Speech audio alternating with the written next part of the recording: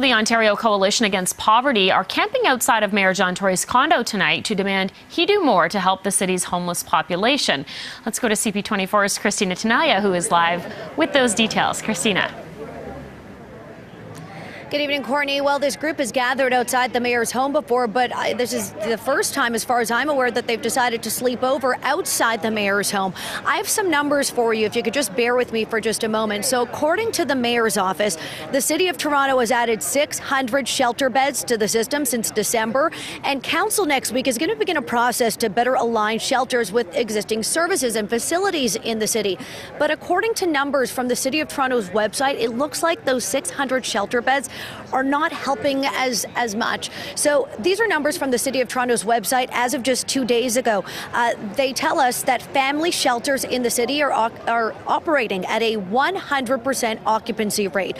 Co-ed men, women and youth shelters operating 89 to 98% in terms of an occupancy rate almost every night. And also, more people have made use of city shelters here in Toronto in March 2017 in the last 2.5 years, more than ever before in the last 2.5 years. The same goes for January and February 2017, where people are turning to our shelters than any other time in the last 2.5 years. I'm going to bring in Yogi. What's the goal of all this?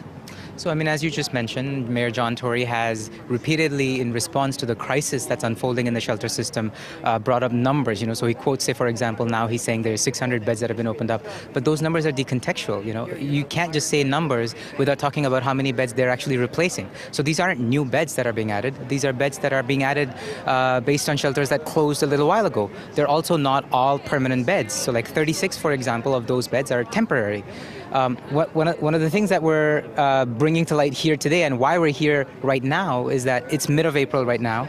This is when the survival spaces that run in the wintertime, the out of the colds, the warming centers, they are shutting down. An average of 300 people use these spaces because they couldn't get into shelters over the wintertime. Where are they going to go now? You heard me mention the city's numbers. In March of 2017, so just last month, more people used shelter beds in the city of Toronto than any other time in the last 2.5 years. What's going on? What have you noticed from people you chat with?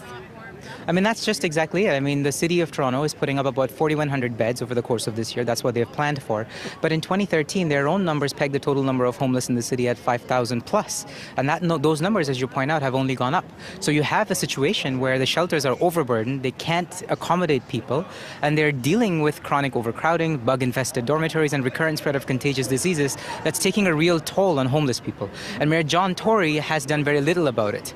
And we're here to make sure that he acts. We're here to make sure that he adds those 300 beds that are lost in the winter time by opening up the armories if necessary, and that he adds the 1,000 beds that are actually necessary to bring shelter occupancy down to the 90%. Thanks so much, Yogi. The mayor's office says about the armories that those 600 shelter beds make up for more than the space that would be allocated or available if they were to open up armories.